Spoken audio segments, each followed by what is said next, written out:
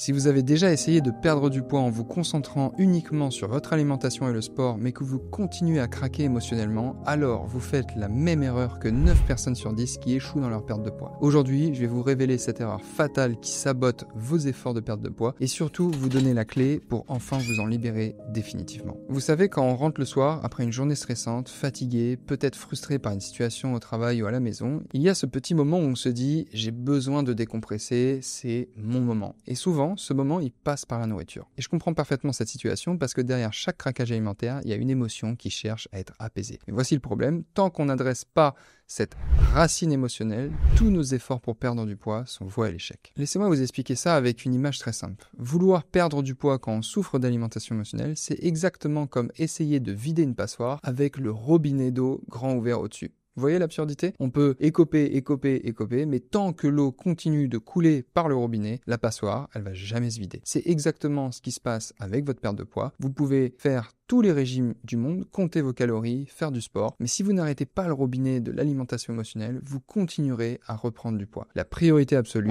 c'est de couper cette eau qui coule sans arrêt. Alors comment ça fonctionne concrètement? C'est un cycle que vous connaissiez peut-être trop bien. Première étape, il y a une émotion difficile qui surgit. Stress au travail, frustration avec les enfants, fatigue après une longue journée, colère suite à une dispute, peu importe l'émotion, elle est là et elle fait mal. Deuxième étape, votre cerveau il va chercher immédiatement une solution pour apaiser cette douleur émotionnelle. Et devinez quoi? Il a appris que la nourriture fonctionne. Chocolat, chips, pain, sucreries, tout ce qui procure un réconfort immédiat. Troisième étape, vous mangez pour vous réconforter. Sur le moment, ça marche. L'émotion désagréable s'atténue, vous vous sentez mieux. Quelques minutes plus tard, la culpabilité qui arrive. Pourquoi est-ce que j'ai encore craqué? J'ai aucune volonté, je vais jamais y arriver. Et cette culpabilité, elle devient elle-même une émotion difficile qui va déclencher un nouveau cycle. C'est ça l'engrenage infernal et c'est exactement pour ça que vous avez peut-être essayé Weight Watchers, les substituts repas, les applications de comptage de calories et que ça n'a pas marché sur le long terme parce que ces approches s'attaquent aux symptômes et pas à la cause. C'est comme si vous aviez une fuite dans votre toit et que au lieu de réparer la fuite, vous vous contentiez de changer les seaux qui récupèrent l'eau. Ça ne règle rien au problème de fond. Votre corps ne ment pas. Si vous continuez à prendre du poids malgré vos efforts, c'est qu'il y a un surplus calorique quelque part et ce surplus, dans 90% des cas chez les femmes qu'on accompagne avec l'équipe de Kiné Coach Santé, il vient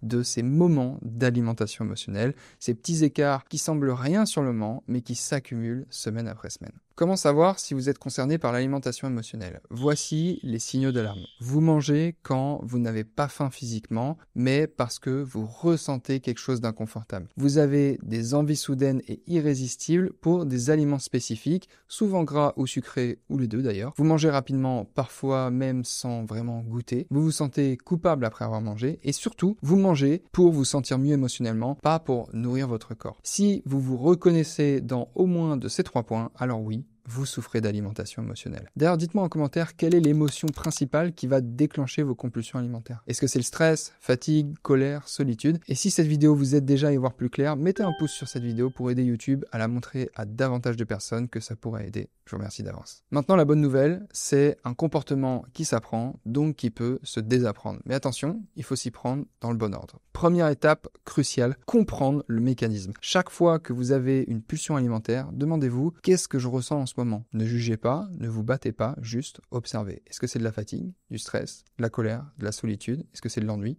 Ça, c'est la première étape. Deuxième étape, identifiez vos déclencheurs personnels. Pour certaines personnes, ça peut être le stress professionnel. Pour d'autres, c'est la frustration avec les enfants. Pour d'autres encore, c'est la solitude du soir. Chaque personne a ses propres boutons émotionnels. Troisième étape, remplacez le comportement. Mais pas avant d'avoir fait les 2 premières étapes, sinon ça sert à rien. C'est comme essayer de construire une maison sans poser les fondations. Voici 3 techniques que vous pouvez appliquer dès aujourd'hui.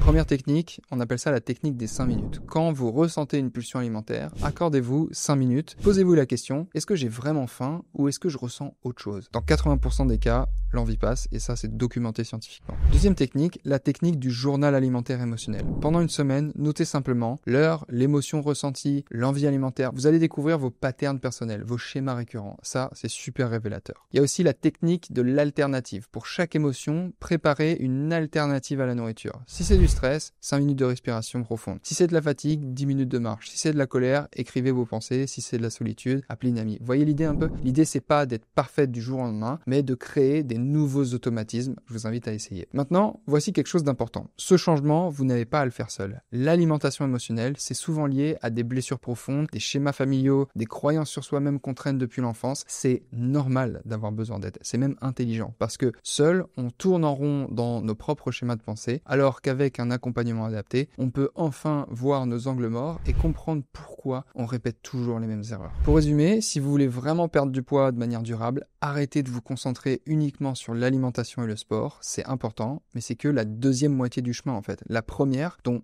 personne ne parle, c'est de comprendre et désamorcer vos comportements avec la nourriture, vos comportements d'alimentation émotionnelle. Rappelez-vous, on ne peut pas vider une passoire avec le robinet ouvert au-dessus. Fermez d'abord le robinet, ensuite la passoire se videra beaucoup plus facilement et naturellement. Si vous sentez que vous avez besoin d'un accompagnement professionnel pour retrouver une relation apaisée avec la nourriture, notre équipe de spécialistes vous propose un bilan gratuit. En cliquant sur le lien dans la description, vous pourrez échanger avec un ou une coach de l'équipe qui vous expliquera pourquoi vous avez développé ces automatismes alimentaires et surtout comment les transformer grâce à notre méthode de rééquilibrage émotionnel. Le lien pour réserver votre session de clarté émotionnelle, votre bilan gratuit, se trouve en dessous de cette vidéo et on se retrouve dès bientôt pour des prochains conseils. Prenez soin de vous, c'était Charles, bye bye.